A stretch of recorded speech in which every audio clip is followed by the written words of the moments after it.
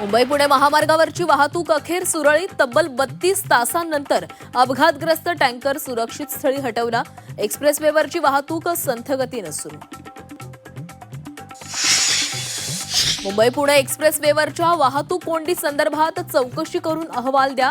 मुख्यमंत्री देवेंद्र फडणवीसांचे आदेश. तर मिसिंग लिंकचं काम पूर्ण करा. उपमुख्यमंत्री शिंदेंचे निर्देश. विलिनीकरणाची चर्चा सुरू होती. आम्ही कुजबूज ऐकली होती. शिवसेनेचे मंत्री प्रताप सरनाईकांचा बॉम्ब.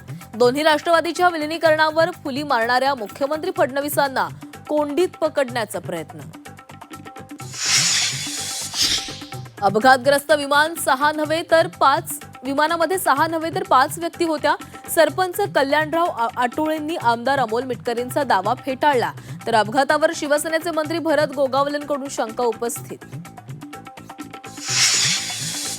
विद्या प्रतिष्ठानच्या बैठकीतली इनसाइड स्टोरी झी24 तासच्या हाती. बैठकीमध्ये आजोबा शरद पवारांकडून नातू पार्थ आणि जय यांना संस्थेच्या कामकाजाचे धडे. तर बारामतीतल्या शोकसभेत पवार कुटुंबीय भावुक. राष्ट्रवादीच्या अध्यक्षपदाच्या शर्यतीमध्ये इतर कुणीही नाही. सुनेत्रा पवारांच्या नावावर शिक्कामोर्तब. अमोल मिटकरी यांची माहिती. लवकरच निर्णय होण्याची शक्यता.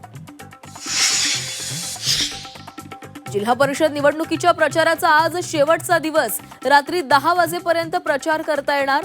सर्वपक्षीय उमेदवार आपापल्या मतदारसंघात रॅली सभा घेत प्रचाराचा धुरळा उडवणार.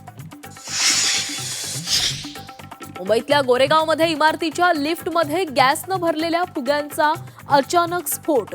दुर्घटनेत 2 जखमी. संपूर्ण घटनेचा थरार सीसीटीव्हीमध्ये चित्रित. विरारमध्ये फळं धुण्यासाठी गटाराचं पाणी. ग्लोबल सिटी नाका परिसरातील घटना. माहिती देऊनही आरोपीवर कारवाई होत नसल्यानं नागरिकांमध्ये संताप.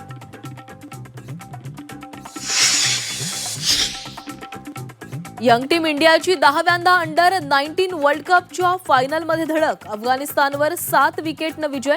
भारत आणि इंग्लंड यांच्यात अंतिम सामना रंगणार.